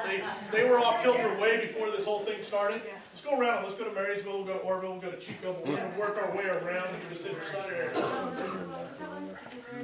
Well, okay. But you see what I'm saying here is if we're all prepared, we're all self-reliant, we all live in the republic that we live in, to where we're supposed to be taking care of ourselves, there is no problem. I've got my neighbor's back. My neighbor's got my back. We don't have an issue. And I don't even mind feeding my neighbor. If he's prepared a little bit, but he's short on food, hey, you know what? If he's preparing and he's doing stuff, let's feed each other. Let's take care of each other, you know? You got the solar panel, I got food. Exactly. And I mean, that's the way everybody's got to be, because we're never, ever going to be prepared for what we think is coming. I mean, at least what I think is coming. And you know, I was up at Glad Tidings Church. I've been going to Glad Tidings Church, and Pastor Dave was up there the other day. And he had a statement that I've stolen now. I kind of just, I haven't even told him I've stolen it yet. I guess I'm going to tell him. But you know, he said, this is the way we got to look at it. He says, we got to pray for heaven and prepare for hell. And I think he's hitting it right on the nose with that. And if we do that, I think we're going to be really, really prepared for whatever's coming down the pipe. So okay. So this is what. So after the earthquake that blocked the roads, that cracked the dams, that caused the flood, that knocked out the power, that led to the riots, that brought on the martial law, we finally made it home. So we're at home. I made it home. We got some food. We got some water. So now what are we going to do? we have no power, we have no refrigerator, we have no lights, we have no TV, we have no radio. So now what? Well, for a lot of us, we're going to go out and fire up our trusty generator. And with our trusty generator, we're going to hope that we didn't leave the fuel in the carburetor. We're going to hope that we didn't buy fuel over 6 months ago that's bad now. We're going to hope that water didn't get in with our fuel. We're going to be crossing our fingers an awful lot on that generator. So now we're going to fire that generator up, and we're going to start it up. Now we're going to hope that the neighbors don't hear it. We're going to hope that the thugs don't hear it. We're going to hope and pray that we're staying safe, because now we're drawing people to us after the generator starts. We're going to be making noise, and people are going to be coming to see what's going on, and why our lights are on, and nobody else's are. Well, I've got a remedy. And with solar panels, now solar panel, I was absolutely new to, had no idea what I was doing, had no clue. So I started doing some research and started looking, and I'm not an electronics guy by any means, but I've soldered a little bit with my dad, you know, when I was a kid. If I couldn't fix it myself, guess what? We didn't go out and buy a new one. You got what you got, and you figured out how to monkey rig it together. Different term. Yeah. Anyways, we monkey rig it together, and we get it going. So you learned how to solder, you learned how to fix your own flat tires. So I knew how to solder, I knew how to do this stuff. So I started looking around, and there's a really good one out there called Gold Zero, solar generator. Awesome company, really good. Gold Zero. Like a field goal, Gold Zero. Yep, gold. G-O-L-D. Yep, gold. Sportsman's warehouse. What is the name? What has it spelled? Yeah, Gold Zero. What? Gold Zero. Gold Zero. Like And a they sell, goal, like they sell it at gold soccer. Okay. They give them Sacramento. Sportsman. Yes. He said you can get whatever you're talking about at Sportsman. Yes. Okay, so Sportsman's Warehouse has them. I looked at them a little bit online. They were well out of my price range. The things are like, I think they're $1,500, $1,600 for one to run a good portion of whatever you're going to want to run. Yes. Remind people, you have a sign-up sheet there you might want to pass around. Oh, okay. Where? Carla gave it to you. Oh, well, that's The Tea Party, we're starting an action group that Jason's going to head up in its disaster preparedness, and we'll meet when he decides to have me, but we'd like you to sign up so we can contact you and let you know when the meetings are going to be. He's got one back there. It's back here, so it'll be coming around. So the other solar generators that you're going to find whenever you get up to where they're going to run anything are going to be $1,500, $1,600. They're not cheap. They're not giving these things away. They know they've got a market. And the problem that I'm having is they're coming with 30-amp solar panels. So it's going to take a day and a half, 2 days to charge these things up. And then it's not really giving you the amp hours that's on them or anything else. They're kind of, and my biggest problem with them is if something goes wrong, if you didn't build it, you don't know how to fix it. And they're not putting it together with conventional tools. They're putting it together with the alarm system, you know, the star with the nut, with the hex in it, where you can't buy the tool to even get into the tool. So what I did is I started looking around, and I started looking at parts that we use for hammering. This is what I came up with. This is my solar generator right here. All in this top. And the top lid, you guys can come up and look at it later and I'll show it to you, but it's got a charging station in the top. The solar power comes in from the solar panel into the top of the box, plugs in, goes down to the batteries, charges the batteries. I think there's 87 amp hours of battery in there, 89 amp hours, something like that. Almost 90 amp hour of battery in there, so there's a lot of battery in there to run. Plus, I've got a good solar controller. A lot of it lies in your solar controller. I've got a 30 amp solar controller. So whenever my solar panel's running, that's a 100 amp solar panel, it's putting out an average of 5 amps. A battery only charges at about 1.5 amps, 2 amps before you're going to actually start hurting the battery with how much juice you're putting to it for an extended period of time. The batteries that I have are called absorbed glass matte batteries. So it's not a gel battery. It's a glass matte battery with gel absorbed into the mat. So you can charge them faster, you can drain them faster, and it doesn't put bubbles in the battery. You're going to do a lot of research on this stuff, so I won't go into it real heavily. But the thing is that I'm getting at is for my solar panel, which is way overkill for this box, and my box, and everything in it, I'm looking at about $500.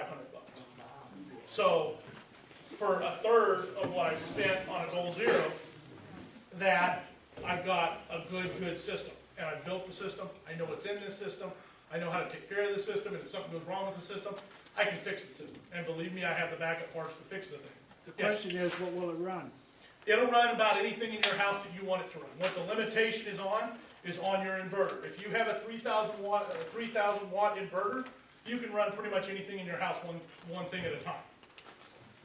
Well, but what you got right there, will that run a coffee pot? Oh yeah. Got a little battery. That's little box right here will run a coffee pot longer than you want coffee. Exactly. But you know what? And this is the thing, guys, is if I'm going to have coffee, I'm going to go out to my rocket stove, I'm going to make me a little bit of coffee. If I want something cooked, I'm going to cook it over an open flame.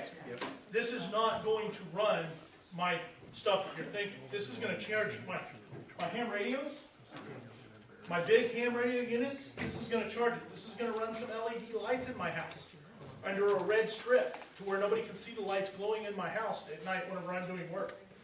This is not going, it can run my refrigerator, and it probably will from time to time to chill things down. It's going to run my freezer from time to time to chill things down. It's going to run it in the middle of the day whenever that solar panel is cranking out the extra wattage to where I'm not pulling that off my batteries, I'm pulling it off my actual solar controller. Now it's going to have to take some out of the batteries too, because 5 amps won't quite do it, but it will still pull it out of there. I'm not going to be doing that. I'm going to be worried about my ham radios, listening, getting the intel, getting light at night with a red strip on it to where it's going to be really, really dark, but at least I'm going to have enough light to where I can see and read by and do some other things tinkering around. It'll run my soldering irons to repair stuff. You guys got to get through that this is not for your everyday, today lifestyle. Real question for you. Yes. Can you get the ham radio with the generator? I've got radios at home that I can crank them up. Uh-huh. And you can do about anything you want. I mean, you can do the crank ups, and they've even got crank up systems that you can do that'll charge these batteries that I can plug in and charge these batteries. But you're going to be cranking for a while, and if I can do it with, I mean, look at me. I'm relaxation. Yeah, if you're hiding up there in the Sierra somewhere, you're not carrying that thing around. I got a little, with my boat and stuff like that, when I go out, I can crank my radios up. Uh-huh. I don't need any electricity. And they work good. And that's a good point. I mean, that's a very good point. But I do have a smaller solar panel that I will take with me, that will go on my back, and if I have to actually leave the valley, then I'm going to already have my family gathered up, and I'm going to hook onto my Jeep trailer, and you bet I'm going right on out of town with the Jeep and the Jeep trailer, and I'm taking this stuff with me. This will go as far as I can take it until I lose it or it gets tore up. Yes? So do you think it's safer up in the hills than down here? There's less people. People are going to be the number one problem. There's more food. There's more water. Oh yeah, by far. Okay, That's where I feel at home. I'm much better out there than cramped up in here. Yeah, but I wasn't brought up in the wilds that you were. I'm a city slicker. So I'm more comfortable down here than I am up in those hills. And you know, that might be true to a certain extent. But that's why I educate now and get used to, and use, but here's the thing, reading the book doesn't get it done. You guys are going to have to try and use these skills. And the best way to know what you need in that 24-hour gear or that 72-hour gear is take that bag, throw it in your truck, and go out for 3 days. And by God, by the end of that thing, you're going to know what you need in that bag, and you're not going to forget it the next time, I promise. Yes, Oz? Jason, do you have solar panels on your house? I do not have solar panels on my house. Well, I do have, and I have the ability to convert them at any time. So, convert them over to batteries, but I have them available for an emergency. And that's perfect. I mean, that's great. I just didn't want a system on my house as of yet, because I wanted something that was going to be portable, that I could use. And the whole reason we did this is I wanted to get comfortable with solar, and right now I can get comfortable with solar. The first time I took this out, it wasn't charging. So I got a free run of it. I took it up into the mountains, played with ham radio, and guess what? It wasn't working. My antenna on my ham radio wasn't working. Since then, I've eliminated all those problems, and now I know whenever this thing needs to go, it's going to go. So again, it comes back to, don't take this stuff, put it in your safe, and go, guess what? I got this. And the minute that you think that, it's a killer, because you're not gonna know how to operate what you have. Whether it be guns, whether it be solar panels, anything you have, whether it be the food to cook it, how you're gonna cook it, all this stuff, little key things, I promise you, you're gonna forget some of the really key important things that you're gonna get up there and you're gonna go, really? How did I forget that? But you know what? Whenever you're training with it, you have a chance to come back to the valley, pick up what you need, figure out how you're gonna work through these items, and you've got it made. Sometimes you have. Exactly. Or know how to open it without a can opener, make sure you got other ways. So, all right. So moving on, battery box, that's what I'm going to use, and like I say, we've got, actually people are acquiring pieces to do this now. I've got a list of it. If anybody wants to email to them, I can email you the whole breakdown list of what I used, down to the box and every little circuit in there that I used to do this. And you can buy the parts yourself. I've got a list of where you get the parts from. I don't sell anything, I just design it and look at it, and if I can get the information out there to people, I feel like we're all going to be better off. And I have no problem spending the time with you guys, sitting down, and anybody who wants to build anything, to help you through it, spend the time teaching you how to solder or soldering for you, whatever we got to do to get everybody prepared. I feel that the time has come and we need to get it done. And girls are doing this too? Oh yeah, sure. That's right. The only thing that comes down to, you might have a problem, is whenever it comes time to lift it in the car. Then it might be a little, Two-girl job. Yes, then it might be more than one girl job to get it done.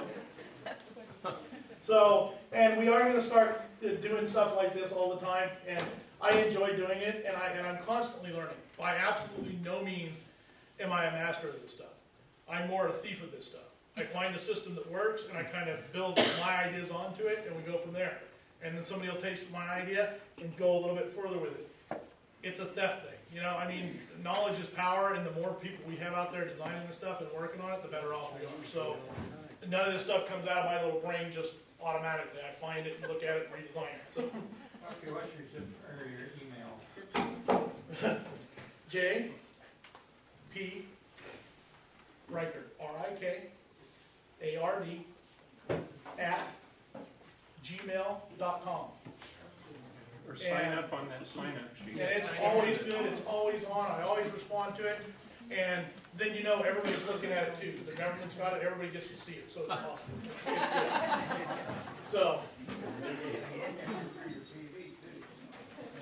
So now we're getting into the ham radio stuff. This little guy is one of my most important weapons in my arsenal. This is my life. The other ones are the ones in my Jeeps and my cars. I have one in every Jeep, I have one in every car. And I also carry this one, which is another battery box, but I carry a ham radio in there. This is a 50 watt, this will do a lot farther than this. And I keep the antenna in here, I keep the mic in here. Everything that I need is in this little box. So, whenever I'm traveling 100 miles out of town, one nifty little case, I can take it, throw it in my car. It'll run that ham radio for about 7 days. I can go on a high hill, I can transmit, I can talk to people, I can find out what's going on.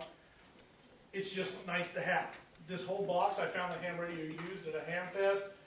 The batteries, everything, I think I've got maybe $150 in that box. There's not much in it at all. It's really, really cheap. You start finding what works and start looking around, buy stuff used, buy it where you can, and you're going to do real well. You don't got to buy everything new, just make sure it works decent. So the ham radio stuff, we've already went over about what it takes to get your ham radio license. Literally about a week's worth of sitting down and reading your ham radio manual and studying the test questions, going down, paying your $15. They have it every other month over at King Avenue. I don't know what cycle they're on now. Do you know, Bob? It's in January? Okay. Yeah, January 3rd. And the ham radio guys are really, really nice guys. I met Bob through the ham radio club. They're all really helpful to teach you really quick on what's going on and love to have you there. And like I say, there is a wealth full of knowledge. The only problem is Bob and I are considered like really in Tammy, or considered really, really, really young guys there. So they're all. I love you, man. They're getting up there, and there's going to be a lot of knowledge lost. So I suggest if you're going to do your ham radio, now is a golden time to do it because you're going to get a lot of information that's going to be lost by the ham radio. And the one thing that I get with the ham radio is the first thing that comes out of everybody's mouth is you got to have a license, and then you're getting into the federal government of giving you the license. Well, you are, but back I think it was in the 70s that the ham radio clubs took over the ham radio licensing portion of it. The FCC is involved, but by about that much. So the ham radio clubs are the ones doing the licensing, handling all the VE sessions, doing everything. So the information you're putting out in your ham radio license is very, very minimal. So it makes it really, really nice if you're going to go get it now. I have been hearing some concerns that there's being a little bit of a battle going on. The FCC's going, you know what, we really need to get this back. Well, we can all kind of understand why they want it back now, because it's a communication that they've really lost touch with, guys. And I mean, you think they can flip a switch and turn you off on this ham radio stuff. Well, I know in Bob Jeep, in my Jeep, in a lot of these Jeeps now that we're seeing out there in our personal stashes, we have radios that are digital radios that you can start doing some pretty impressive stuff on with not these guys, but you know, a big unit that you can do some pretty impressive stuff with on bandwidth and do things like talking on carriers rather than on the talk. And there's things going on that I'm not all capable of knowing, but it's out there. And I don't think the government has quite kept up on the ham radio stuff as far as it's progressed that we have with some of the digital radios. Would you agree with that, Bob? I would. And I don't think they're up to speed on what some of these amateur radio guys are up to speed on.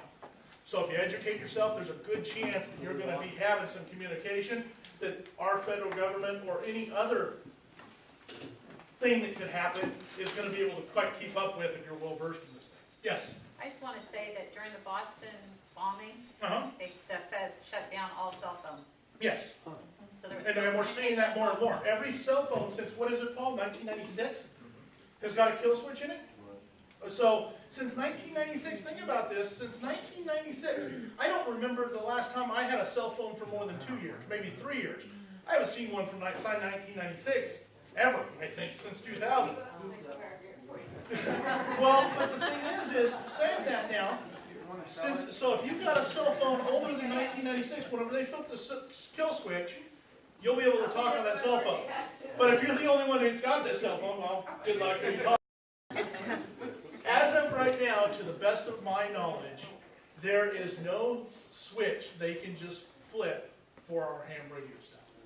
And you're finding that with this coming, that a lot of our ham radio repeaters are now solar panel driven, battery backup, with what we have, that if there is a power outage, our repeaters on all these mountains are still going to work, and we're still going to be talking to each other.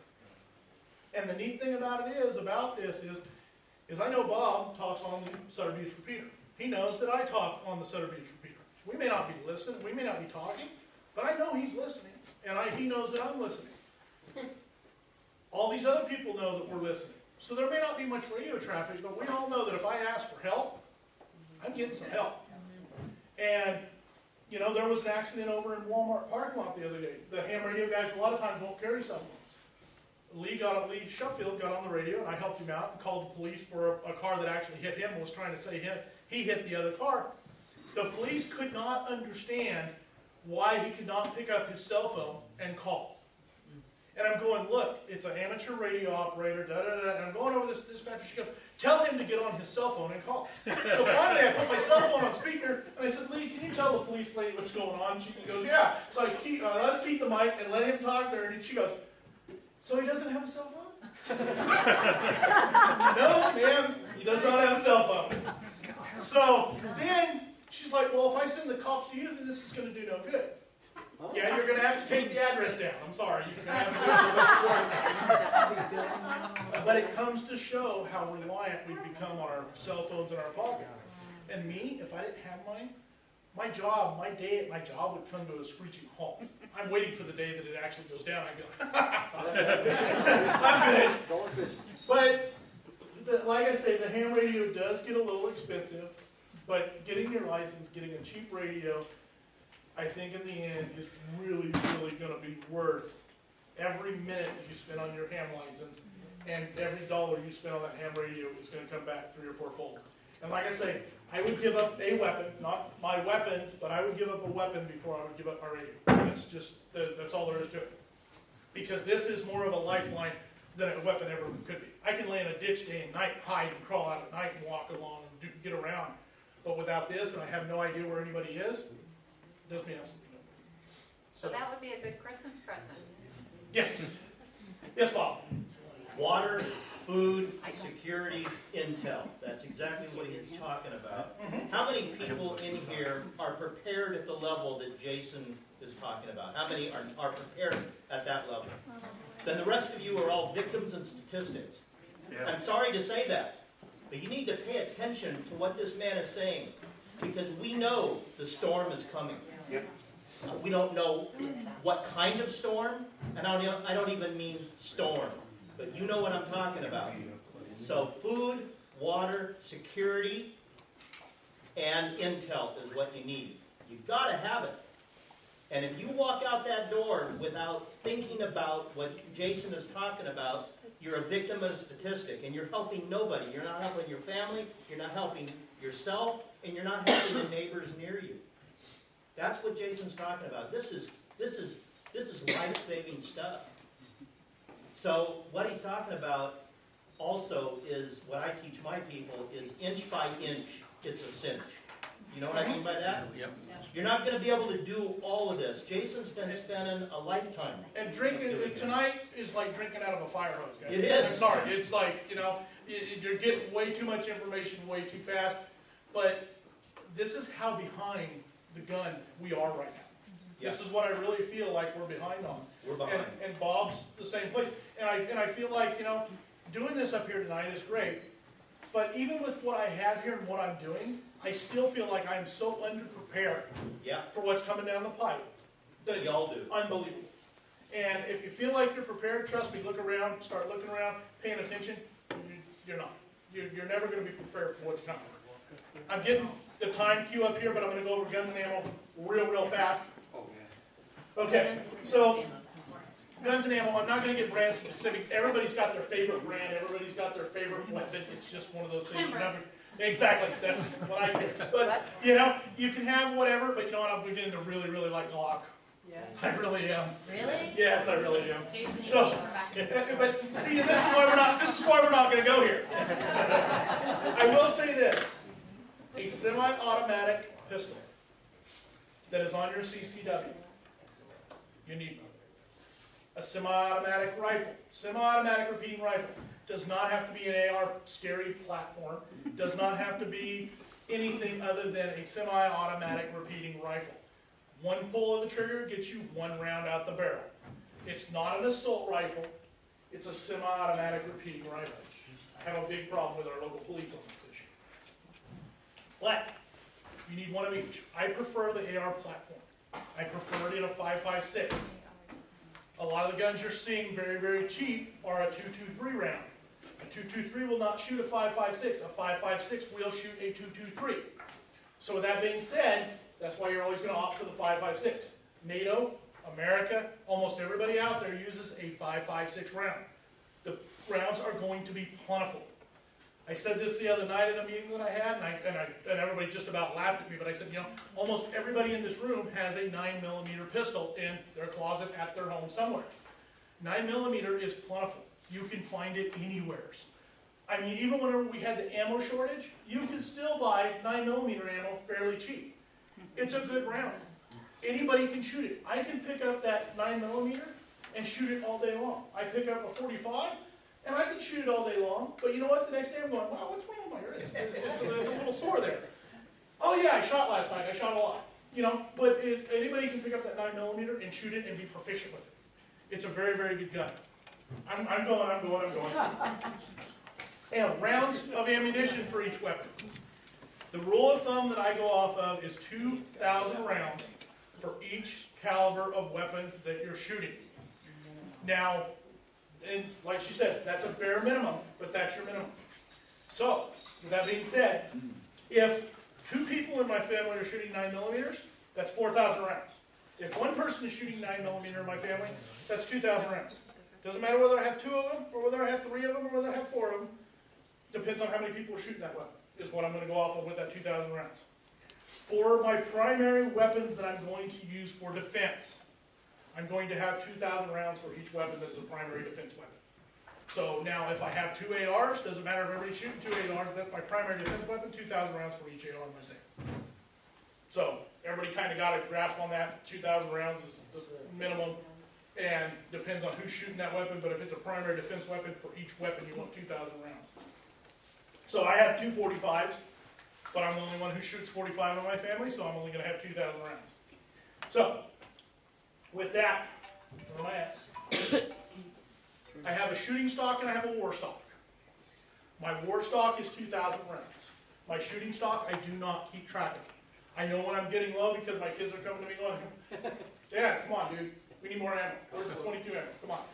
And I know whenever I go there, me and Tammy are going to go up shooting, I'm going, oh, well, we don't have enough ammo. I go to wherever I can find it the cheapest, and I buy my shooting stock. I take that shooting stock, I put it in my war stock, I vacuum seal it, put it in my safe, I pull out of my war stock, cut it open, put it in my shooting stock. That way I know my war stock is always the fresh, newest ammo. My shooting stock, don't keep track of it. It's not even in my ammo selection. It's not even on my radar. If it comes up missing, one of the kids got in there and took some rounds out with his buddies, I don't care. It's not on my radar. Don't even care. What I'm saying is you want to have 2 separate issues. This is locked and loaded. I tape it, I put how many rounds are on it, I seal it up, I put a wire tab on it, and I lock it down. I know it's not going anywhere. If it's in a zip seal, my family doesn't touch it. If it's in a zip sealed cardboard box, it's down there, it's not touched. Whenever I get ready to touch it, we cut it open, we move to a different side of the safe.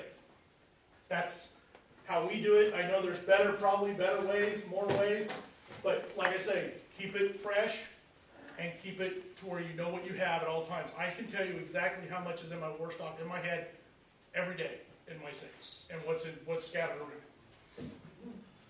Training and practice, I'm going to do this one more time. Doesn't matter what it is, solar panel, food storage. If you put it in your house, you put it out in your stash, you stash it in the mountains, if you do not use what you are stashing and what you are using and what you're planning on using, you are not going to be combat effective with any of that stuff. And I use the word combat because now I'm at the end, and that's what I'm really looking that it's probably going to be at the end of this thing. It's going to be some kind of combat that we're going to be in, of not just bang bang combat, but combat of where you're eating less, you're really trying to starve yourself and you just get by, and this stuff is going to do you no good if you're not proficient with it. And you can ask anybody, I've never been in combat, but I know there's veterans in here in combat, and if you're not combat effective with it, then it does you absolutely no good. You Yes? didn't talk about how to cook stuff. I didn't, and I'm sorry that I didn't, but we will in one of our groups. We're just kind of out of time. But hey, I figure everybody knows how to cook, and they should know how to cook over an open flame, but maybe not. Jason's got a 5-day talk here. Yeah, well, you know what, but the thing is, and this is the thing, guys, is I was worried about talking for an hour, and now we're into it almost 2, and like I say, it's still drinking from a fire hose. So it's going to take a lot of your time.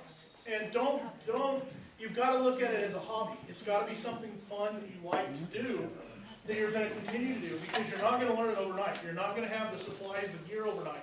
It's going to take a while. But if you look at it as a hobby and find one of them that you really like to do, whether it be ham radio, whether it be shooting, whether it be the gathering, whatever it is that you really like to do, incorporate that most into your thing.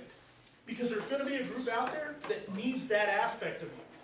And I would say right now, start looking for some kind of group. Start talking to people. Start looking around. Talking to your neighbors. Talking to your neighborhood.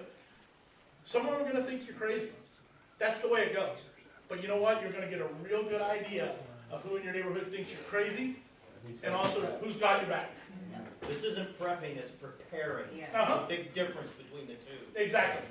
Can Yes. you go into self-defense? I mean, if I don't have a gun or Shooter's paradise. Training. They do an L&M class that Tammy took. What was your class? 2 days? It was an LMS. It was Yeah. 1 day, wasn't it? No, you did too. You did We had hand to hand. shoot day. We had a Shooting. women's self-defense class. The first night was women's pistol shooting.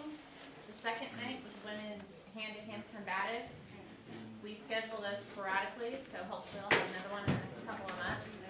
But we also do shooting lessons where you can learn your own guns or any of our rentals, how to shoot, take apart, clean, put back together, all of it. And then we're working getting another hand-to-hand combative class together. Well, when I get another one together, I'll email Larry and he'll email everybody else. But for lessons, come see me. All right, so I'm done.